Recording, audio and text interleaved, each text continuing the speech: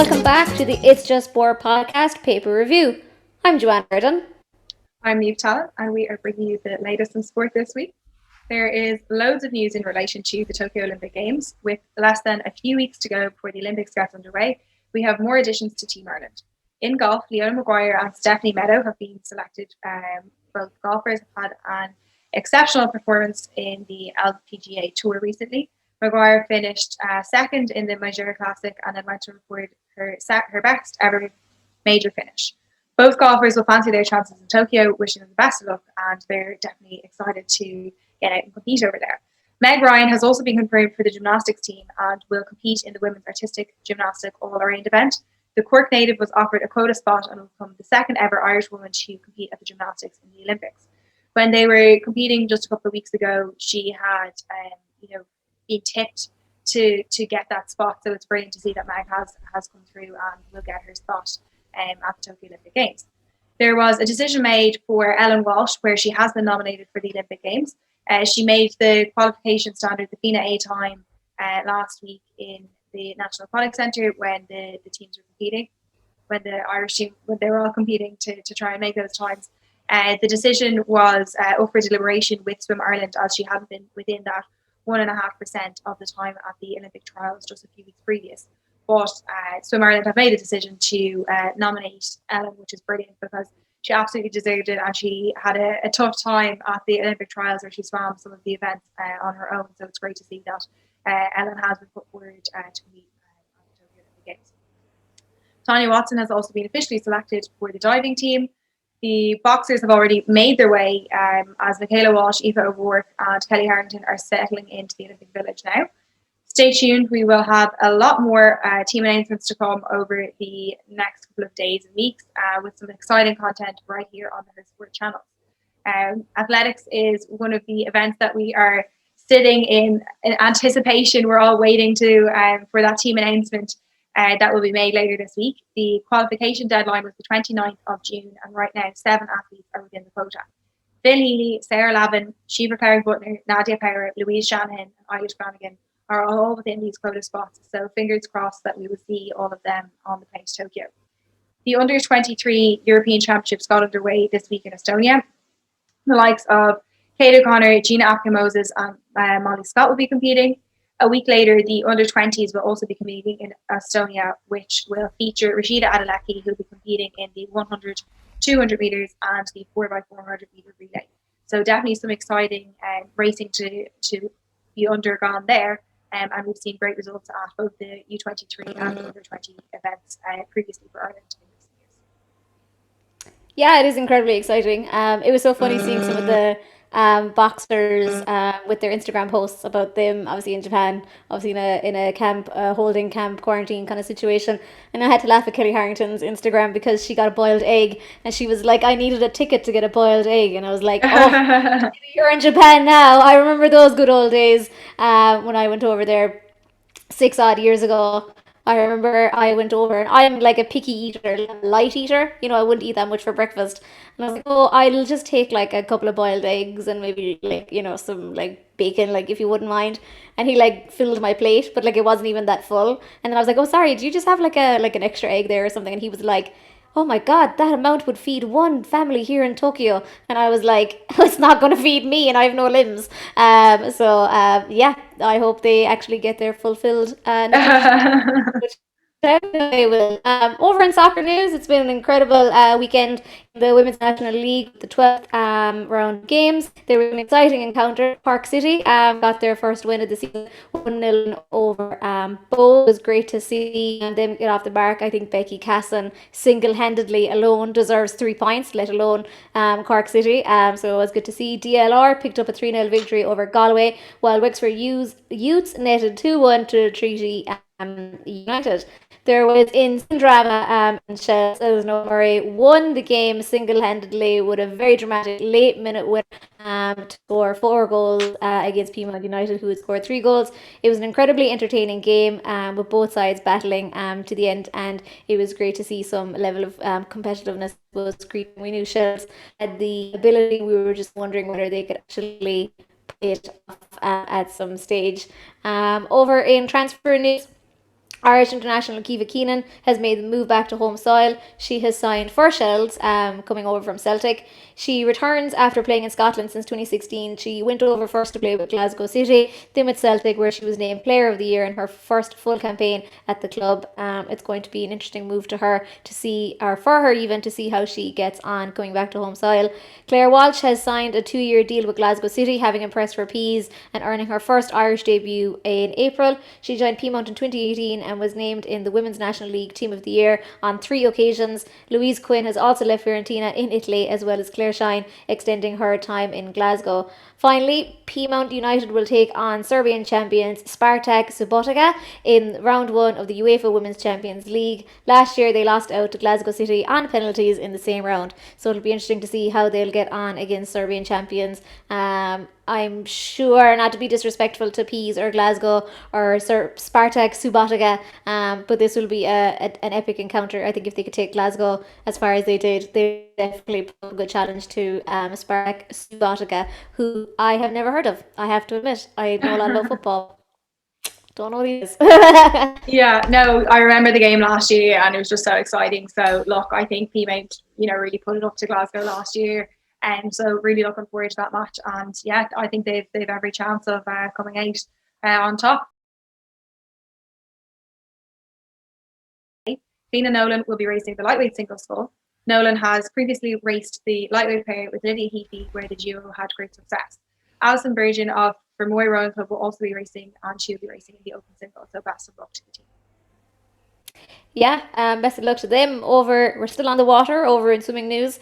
In the European Junior Swimming Championships, Ellie McKibben and Molly Mayne are over in Rowan competing. Molly Mayne is through to the 50-metre breaststroke semi-final in a time of 31.88, winning her heat incredibly convincingly, it has to be said. So, wishing her all the best in her semi-final, or in her next semi-final. Yeah, no, it's great to see them with such speed at the moment, and Molly's been on the radar for a while, so it's definitely going to be an exciting competition for herself and for Ellie as well. There's a lot going on in terms of like world news at the moment, particularly in the US. Everybody was very excited for Sha'Carri Richardson the time that she ran, making that qualification spot, and it is now being confirmed that she'll miss the Olympics after testing positive for cannabis in her system. So Richardson is currently the fastest woman in America, and is likely to be suspended from Team USA, due to this, a race that she had looked set to challenge for a medal in the Olympic Games. She qualified for the Games with a time of 10:86, clocking at the Olympic trials in the 100-meter final in June. Since the 1st of January 2021, the drug has been classified as a substance of abuse by the World Anti-Doping Agency and carries a maximum of a 4-year ban. The sprinting sensation has already been a controversial figure after choosing convicted doper Dennis Mitchell as her coach, and the controversy has gained much online attention, with many of the opinion that ruling cannabis as a performing enhancing drug is overly harsh and unwarranted, while others feels it gives athletes the edge over fellow competitors in regards to recovery. So it's a really interesting conversation at the moment, and personally have been excited to see the 100 meters this year, and to see Sha'Carri Richardson to compete in this event. But look, these things happen, and it is disappointing that we won't see her compete. Yeah, it is incredibly disappointing. I suppose she has said that she's used the weed to cope with her mother's death after she was informed by a journalist, I think, at an event, and that's why she turned to it. And I have seen a lot of. Well, first of all, I have to say, like, when it first came out, obviously, as someone who studied drug use extensively in college, not in terms of sports, but in terms of, like, human issues more than anything else, first of all, I was a little bit impressed that she ran so quick with weed in her system. I was like, hot damn, because anyone who I studied who had weed in their system, they wouldn't run that fast, let me tell you. So a part of me was like, Jesus, that's obviously a little bit impressive. And I suppose then, it just kind of goes back to thinking, about how people think of like THC, how people think of weed, people's understanding of drugs, and stuff like that. I know someone online, I can't remember who it was, I think it was an athlete in America, they brought attention saying, Michael Phelps did weed for a little while. After he had his accident, he went back to Rio in 2016 and won a load of medals, and everyone just kind of was like, cool, go Michael Phelps. So I kind of thought it was a bit of a weird comparison because I was like, Michael Phelps did it in like the off season. I know there's no off season in swimming, but you know what I mean. Like he wasn't training or doing anything at that moment in time. So yeah, no, it's just an incredible story. I think personally, from my point of view, I would have to say I personally find it a little bit harsh, but I know it is one of those situations where if you start allowing weed, I mean, could you imagine allowing weed in javelin throw? It's not exactly the one place you want to be high on weed. I I think, I think I it's just think, I think the context makes it a bit more harsh. Whereas if she was just a generic recreational user, we'd be like, oh, it's fine. But because like there was a bit of like tragedy, a little bit of upset yeah. with the whole No, look, it thing. is. It's really look in terms of like how she found out, about the death of her mom, and look, she's young, and it's something that lots of people have sympathy for her. And then we actually did put a question box on her sport to find out what people thought, and we got loads of interesting feedback. So, to be honest, I would say the majority of people felt that she broke the rules, so that she should be banned. And I don't think it's I think a lot of people aren't even necessarily thinking of the implication of the drug, and like you're talking about, it's slowing people down and stuff. And like, in terms of she wasn't smoking it just like directly before, No, no, no, no. I know. so it's But not gonna it like, takes 6 months to leave your body, So like in yeah, but general, that's like So that's she leaving your body. It's not going to impact you. Like if she smokes it 6 weeks before or six no, months no, before, it's not going to impact her like actually like racing that day. And look, there is no. the conversation around recovery and everything, and we will actually like do a little bit more on that and explore it a bit further. But I mean, to give people like the headlines, like some of the feedback we have, similar to someone using an inhaler too much or taking painkillers, it's your job to know what's banned. And like that is what people are saying. Like, look, she knows the substances that aren't allowed to be used. It is on that. If it was like she obviously like knew that she was in contention to go to the Olympics and all this kind of thing, and like it is an infringement on the rules. Like for context, Nurofen Plus is on the list as well. Yeah, yeah, You know what I mean? So there's lots of things that like regular people might do or yeah. take or whatever, but like there is a list of banned substances. It's there for a reason, and like she knows that it's not allowed. And like look, a lot of things like she knew it was illegal. You know, she like drugs is a big no. People talk about the fact that like it's allowed in some of the states, but like that's just a rule in America and some of the states there. It's not necessarily an international rule. Somebody else said irresponsible but still heartbreaking. Every high level athlete knows the rules. Or doping, no sympathy here. Rules are there for a reason. It would be unfair to the others if the violation was ignored. Drugs are drugs. I think it's just like the Yeah, societal, like context as well, like especially when it comes to America. Like going back to a lot of, as I said, black athletes felt a little bit aggrieved because Michael Phelps got the go ahead, and obviously Sha'Carri Richardson we must didn't look into get the the go Phelps ahead. thing in more He detail for like our next basically, conversation. yeah, so basically he'd had a fight with his wife in June, I think of 2019 or sorry, 2015 or something like that. And he got arrested on a DUI, and then they found out he'd weed in his system. And that was basically it. He had officially announced his retirement at that stage. He was like, yeah, I'm retired, doesn't really bother me. Yeah, And then he came back, and then people were like, well, the weed is still in his system, because as I said, it takes 6 months to leave his body. So I think a lot of people were just a little bit aggrieved. But I was reading yeah, even in the NFL how like we're basically saying like, oh, it's a constant, like it's a black athlete thing. So I kind of think like they've brought a race issue into it, and you obviously consider the societal context in America in at the moment. I think that's what's adding more heat to it, rather than it being the weed and the THC or whatever it is yeah, like itself.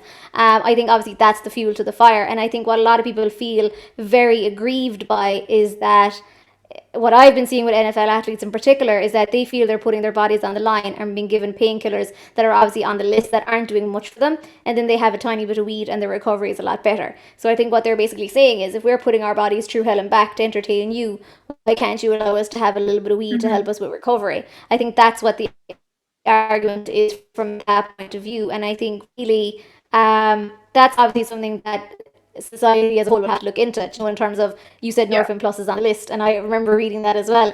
Why is taking Nurofen as regular people deemed okay, but if I decide, I'm obviously not going to light a But it's joint here, like, but if I decided to like roll up a joint, why is that a bad thing? I think that's where the issues also come in as well. yeah. Like, it's the characterization and the context around weed, I think, anyways. Yeah, look, I think in terms of like some particular drugs, there are different rulings on it. And obviously, look, there's the feelings around cannabis in general around the world are different. So you can like, I'd say, stop different people on the street and ask them, like, do you think like weed should be legal? Like, whatever it is. And you're going to get lots of differing opinions. If you walk down the street and you said, like, oh, would you take Nurofen Plus? Like, probably nine Yeah. times out of 10, people are going to say yes. But like, the reason, like, that's for like regular people. And like, the reality of it is, like, we're talking about elite athletes, the fairness of the game, like all that kind of thing. And it is like that context. So there's a reason. So like, while we might say that something like cannabis is banned from the performance perspective, like, you also think of like the other, like you're saying, like societal opinions of it as a drug, because it is a drug. And then you go and you look at something like Nurofen Plus, and like, the reason that that's on the ban list is because there's codeine in it. Yeah. And it is like, there are particular reasons from a performance perspective as to why these substances are not allowed. And so, yes, if you have a migraine or inflammation or whatever, and you want to take your Nurofen, well, that's fine, because you're not going to compete, at the Olympic Games or at an elite level. Not yet, anyways. You let me know. Damn it, Niamh, you've broken all my dreams. Well, not this, not in the next like 6 months. But anyways, like, You don't there's know. reasons, and like, if you have to, that look, that's the premise of the conversation. It is for fairness and like not taking advantage of some of these That's what I substances. mean. Like, when you actually break it down to the pure nuts and crannies of it, like nooks and crannies, excuse me, there's actually not really that much of a debate. What I'm saying is, like, if you take like the whole wider conversation, Mm-hmm. that's what's actually fueling this fire at the moment, is the wider conversation surrounding Yeah, black athletes, surrounding yeah, and I race, think it actually surrounding leads weed, in. and everything else. Like, I think this is the light to the fire. I think this is actually kind of what it is more than anything else. I'd love to, like, do I you think it know, feeds into is the. it is it performance enhancing? Like, I know obviously recovery, it aids Well, it recovery. talks, yeah, like, look, if it aids recovery, like, I guess that is performance enhancing. I think what Yeah. we'll do is we will do some more research into it, so we can give people like a more informed podcast. But I think in terms of the aspect that you're talking about, race and the, grievances that people have at the moment is quite interesting, because earlier this week, two 18-year-old athletes from Namibia were barred from competing in the 400 meters at Tokyo after they underwent medical tests, and it was discovered that they had high natural testosterone levels. One of them, Christine Moma, is the world under 20 record holder. We have seen this before. We've seen it with Caster Semenya. And they were actually recently competing, and it's only just come out. So now these two girls are actually not going to be allowed to compete at the Tokyo Olympic Games. Like, I think they have said that they won't lower their testosterone levels, and it's something that they've recently found out. That's one of the other things, I suppose, that is going on. In terms of Caster Semenya herself, she's likely to miss out on Tokyo. The two-time Olympic champion is unlikely to well, she can't defend her 800-meter event, because she won't be in that. But she had looked at moving up to the 5K, and she is off the time at the moment. So that's kind of the situation there. It's anything from the 400 meters to the mile, that anyone with natural higher levels of testosterone can compete in. And the discussion of race has come into this as well. And I know that there's something also about swimming hats as well at the moment, Yeah, so which I basically haven't there actually was looked into.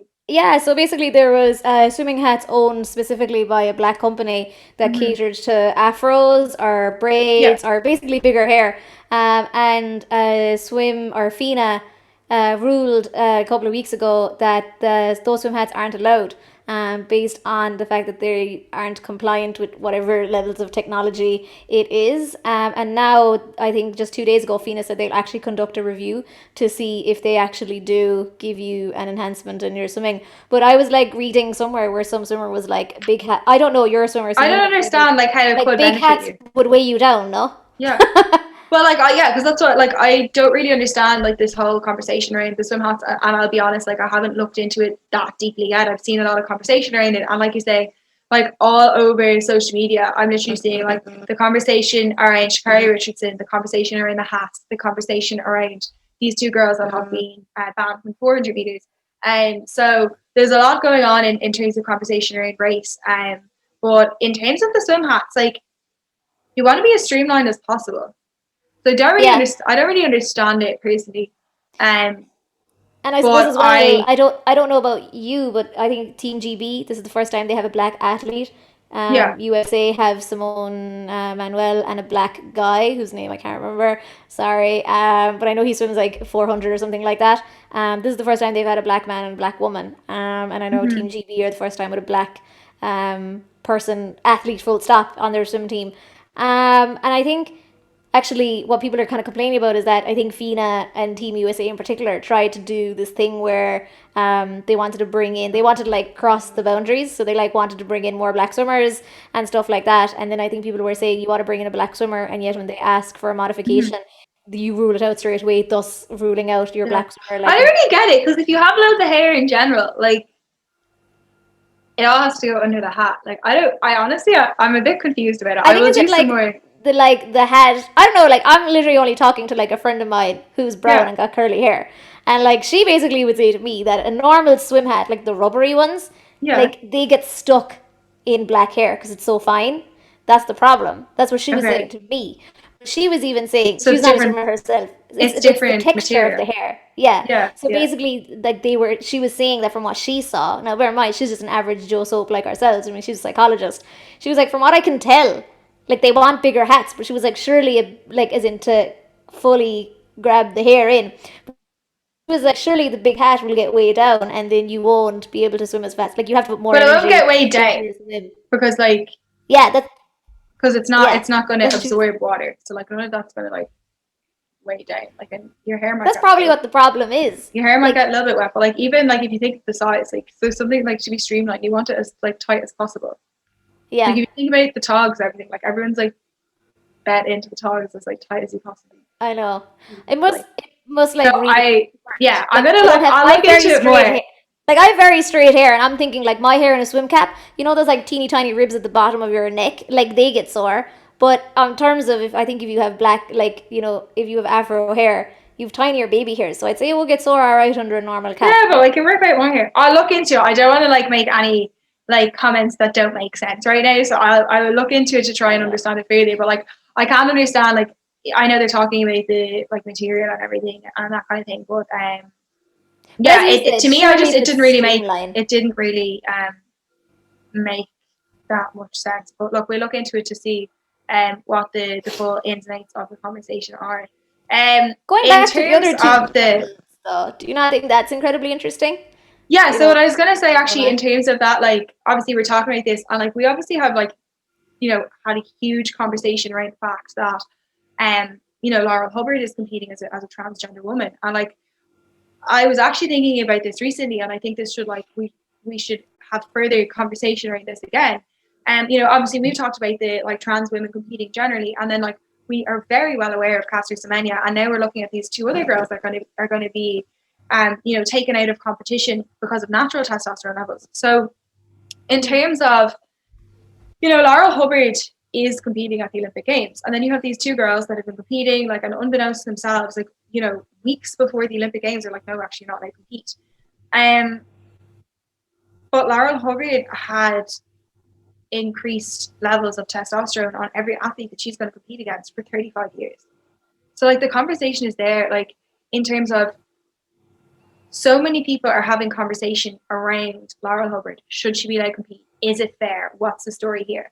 Then you have the likes of Caster Semenya, who has been like undergoing trials, appealing everything for something that she's naturally born with. And then these other two girls as well, something that again, it was unbeknownst to themselves that they've just discovered, and a decision has been made straight away. There instantly it's like, no, you have to take testosterone suppressants. And I know the conversation in terms of testosterone, like Laurel Hubbard has to be under the testosterone levels, like we've talked about this before, but she has, had benefits from living you know, as a man for 35 years. And like, we know that the average age of, you know, people that she'll be competing against, like she's competing in her 40s, but the like peak level for weightlifters that she'll be competing against is in their 20s. So we know that it is different. And like, there's a lot of conversation, like, you know, testosterone isn't, you know, like, oh, once that box is checked, it like everything else is sorted. Like, it, you can reduce your testosterone level, but there's lots of other things that aren't impacted and can't be undone from 35 years living as a man. And then the transitioning, like, it doesn't undo everything just because she's now a trans woman.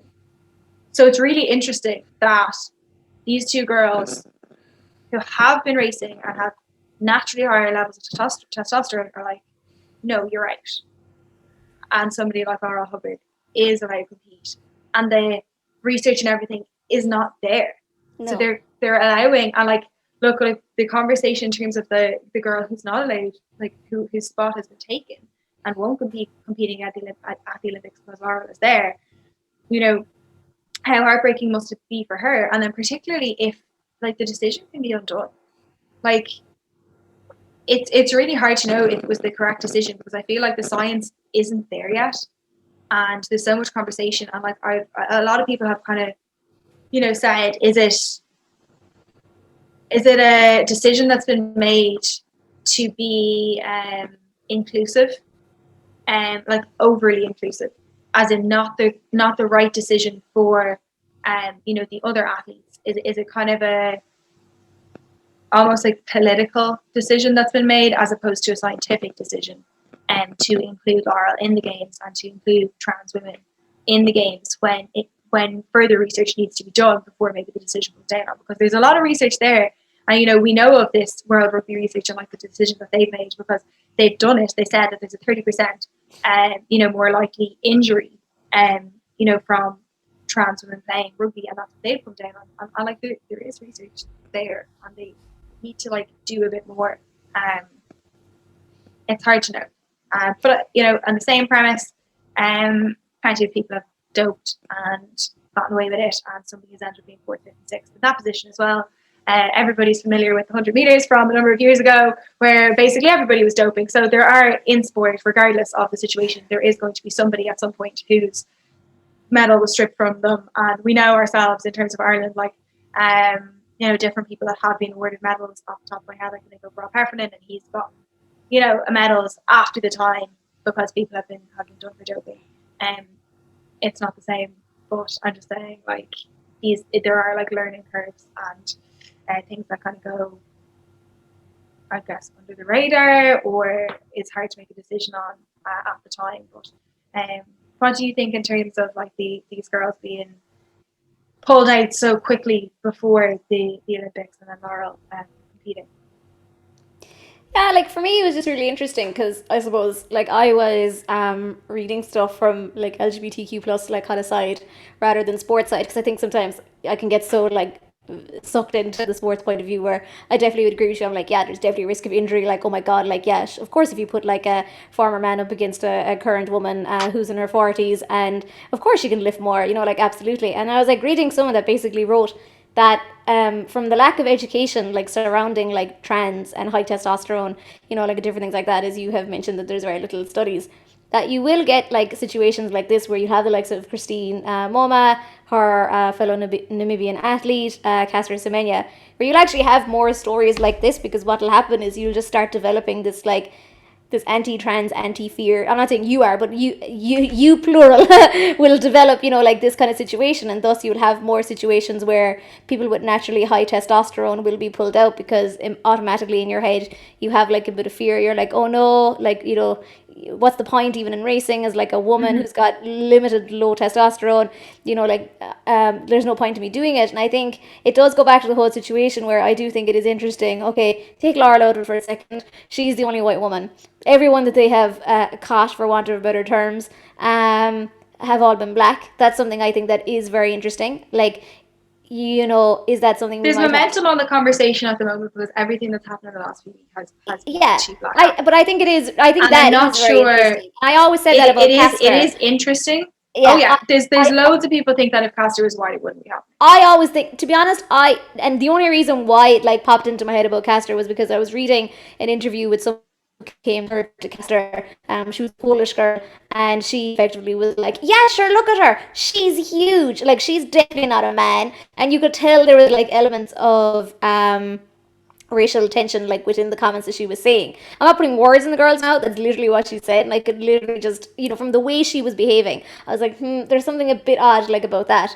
I don't know. Like, I don't think it's all fully like the reason. Like, don't get me wrong, but Yeah. I'd like to see them pull a white athlete on it, just because so far we've had a lot of black athletes being pulled on it, and I think that is something that is interesting and something that we should look at. Putting Laurel Hubbard back into the conversation. She's our representative white female, but once again, she's completely different, from this. She Yeah. switched. She suppressed her testosterone. She got a full transition, and now she's allowed to go to the Olympics. And these two girls who are naturally high testosterone levels can't. And I think even if they wanted to, I don't know, you might know the science better than I do. Surely, like, they can't suppress it in a matter of, what, 4 weeks? Surely. Yeah, I'm not sure in terms of the time frame if it's too tight for them. And look, in terms of And then there's there'd loads have of, to be really bad side effects to that. I'm yeah, thinking, like, alone about, like, menstrual cycle and how that works. Like, surely these girls could be at the yeah. risk of a And people long-term don't want condition. to like people in terms of the bigger picture. A lot of athletes don't want to mess around with their hormones and everything. And Mm-hmm. while there's sport, there's also like life outside of sport and life after sport too. And like we are talking about like messing with your body and the functions of it and everything. So like you can understand from the perspective of suppressing their testosterone levels and why they don't want to do it. And then like you're saying, like in terms of Laura, like it's a decision that she made, but like there is a lot of conversation out there in terms of the science and some of the arguments that have been put forward, like it does beg the question like why um is she allowed to compete at the moment? In terms of some of the science and that's been put out there, like I think more exploration does need to be done. Like, what's going to happen in like 2 years if they turn around and say no trans women can't compete at the Olympic Games, and people that weren't like, is her medal going to be taken off her and whoever came forth going to get the medal, or like what's going to happen there? And I think a lot of people do feel it's kind of this like need, like stark need to be inclusive and make sure that everybody is included in everything. And whether it's the correct decision or not is another thing. But in terms of the fact that the athletes that have been pulled in the conversation at the moment, and that everybody there's a lot of stories around black athletes at the moment, like that is one thing. And yeah, that could be really interesting. Like I'm going to look into the Michael Phelps thing further and see, in terms of what the scenario is there. The dots have been joined. Whether it's correct or not, I'm not sure. I'm not going to say it's. People have I'm put not. 2 plus 2 together. Whether they're They're getting seeing a common factor. 4 or 6 is a whole other question. Yeah, whether it is a common factor and it is whether some of these decisions have been racially motivated, I can't say.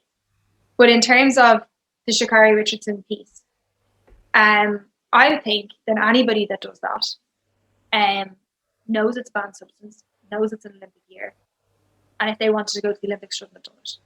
I do sympathise with her and her situation. I'm disappointed not to see her compete. However, look, we've had athletes banned for stuff before as well.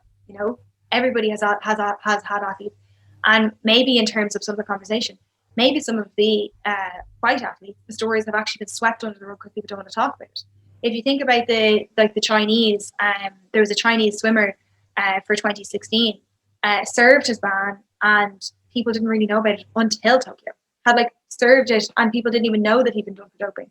So maybe some of the stories are the fact that people want Sha'Carri to be competing and empathise with the story is that the story has blown up a bit and empathise with it. And because it's something that a lot of people think, obviously we're talking about cannabis here, and people are like, oh, well, it's just cannabis, it's just weed or whatever. And people they're open-minded to it. But maybe the substance that the guy from China was on, people are like, oh no, that's a performance enhancer. And then the Chinese are like, well, we'll keep that under wraps because we don't want people to know about it. Like, look, in terms of like the cycling and EPO and everything, like people are like, majority of people will say no, like it's a banned substance. So perhaps the story has actually come to the fore a little bit more because people are a little more confused about it. They're not sure what side to come down.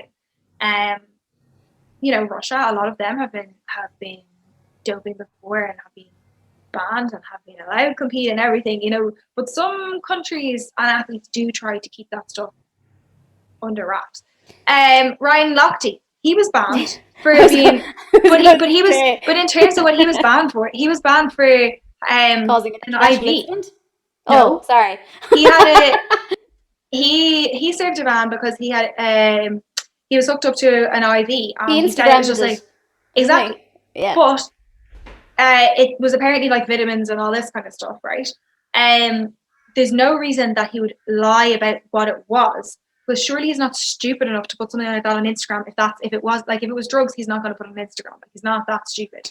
We have found out since that Ryan Lochte was not in any frame of mind to be doing anything, full stop, let alone Instagramming his stupid IV thing. Like, he admits himself, he was on a lot of stuff. But in terms of smoking, he need to go to rehab and stuff like that to fix himself. But in terms of, I'm just giving an example of a white male that was actually banned for something. So it's not like we can say all these incidents at the moment, the common denominator at the moment is that they're black, but there has, and you talk about like, is it the same? Like, Lochte was banned for something that like people, it's apparently like wasn't drugs. The reason that he was banned was because it was intravenous. You're not allowed to take something intravenous unless it's by a doctor. Mm-hmm. That's the rule. And he put it up on Instagram. So it was something that but it wasn't like it was said that it wasn't drugs, and you would tend to believe that it wasn't performance enhancing drugs, that it was vitamins and whatever else. That was like natural substances or whatever. But like, you're not that stupid to put something on Instagram if you are doping. You're not going to put up like, oh hey, like they're not in the tour taking videos of all the doping that they're doing behind the scenes. Do you know what I mean? So that's something that actually could be considered like, most people would say like, oh well, if he wasn't doping, it was kind of harsh, but he was pulled for it and he did serve a ban. I kind of do think though with the Lochte thing, did they just get him on? Look, I know that's illegal, but did they just get him on that because he had caused a major international incident literally 3 weeks before that with the gun? I think the IV was late. The IV was later. Yeah, but like they couldn't get him on the major international incident. Like, that's what I'm saying. Like, did they get him on the IV after because they were like, oh, listen, Ryan, we have to be seen to be punishing you here. It's the IV that's the problem. I know the IV is a problem. That was in 2018. Ryan Lochte banned for 14 months for IV infusion. So what, he did the thing in 2016? Was he still swimming in 2016? Like, after the international incident? Yeah. Yeah, so that's what I mean. Like, were they just trying to get him on something eventually? Don't know. But I'm not criticizing Ryan Lochte because I think whatever happened with Ryan Lochte happened with Ryan Lochte. And once again, proving some white bias here. Here I am defending Ryan Lochte, being like, oh, but he's so stupid. Like, how could you, No, but I'm just saying. So like, I'm doing that though. No, but my point is that a white man has been pulled up for something that, a lot of people would consider like, is it cheating? Do you know? The IV thing, yeah. Well, I didn't think it was cheating. For sure, when I saw it, I was like, okay. So a lot of people would. That's just the point. Like, but the same way, I didn't think the THC was as much cheating as me popping a load of inhalers here.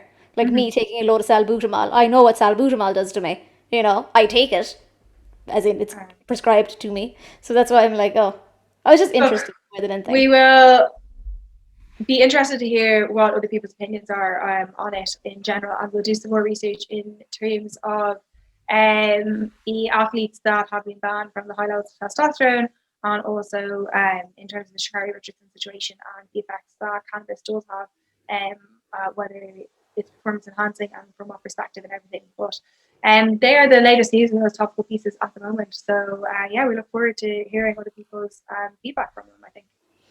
Yeah, don't forget to hit us up on social at hersport.ie across Instagram and Twitter, and at JoannaWar_OX on Twitter, and at JoannaWar on Instagram. If you've anything you would like to inform us of, anything you'd like to contribute to any of the conversations we've had earlier, or wish Team Ireland well on their grand adventure to Tokyo, by all means check up the Hersport channels. And if you're looking for the latest news, then Hersport is definitely where to go to figure out what is going on, who is doing what, and where are they doing what. So yeah, Niamh, it's been a pleasure talking to you as per usual. You too. Some interesting topics this week, and we look forward to discussing it all next week again. Cheerio.